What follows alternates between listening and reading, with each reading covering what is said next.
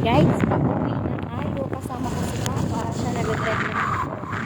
So, weather update po tayo mula sa Palo until dito sa Alang-alang. Maulan po. Pero hindi naman siya gaano yung kalakasang ulan. Mild lang. Pero nakakabasa rin. Kasi ayan, basa na tayo. Nakapilbit na natin yung pinamili natin. Yakult. Tapos malot na itlog. And then yung mais.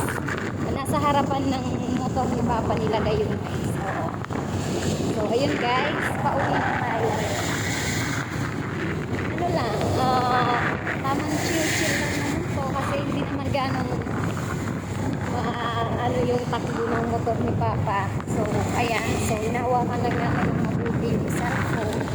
Ayan, nakapapasok na ang buwan ng motor. So, nandito naman sa lahat ng here kami sa Papa. So, pauwi na tayo. Medical lang kami pinasikaso sa papa ko lang. Pero God bless naman kasi okay. So, nagbili na rin tayo ng medicine sa Mercury. So, ngayon, pauwi na tayo. Pero okay lang yan. Kaya pa naman ang katawan natin. Ayan o, kunting basa lang yan. So, pagkarating natin ang bahay, bilis kagat tayo. Kasi nasabi nila it's better than kasi sabi nga nila guys, prevention is better than cure.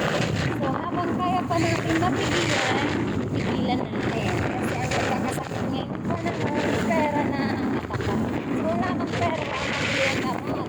Kaya practical tayo guys. Kaya talaga pag may nararamdaman ka ng masama sa katawan, inuman mo na ng gamot yan. Huwag mo nang palapasin pa kasi pag pinabayaan mo na kuko, malala. Malala kasi magkakasakit ka lalo. At marami ka pang gagastusin kasi mag-medical ka pa niyan, may medication ka. Kaya always yan nakatapak guys sa isip ko na prevention is better than cure. Diba? So habang kaya pang ma-prevent, gawin natin. So guys, safe tayo. Pauwi na kami guys. Ayan. Bye-bye. Thank you for watching for my vlog. Enjoy lang tayo guys kahit maulan. Kasi ganyan lang naman ang weather natin dito sa Pilipinas. Umulan, umaraw tayo. So guys, sumayaw sa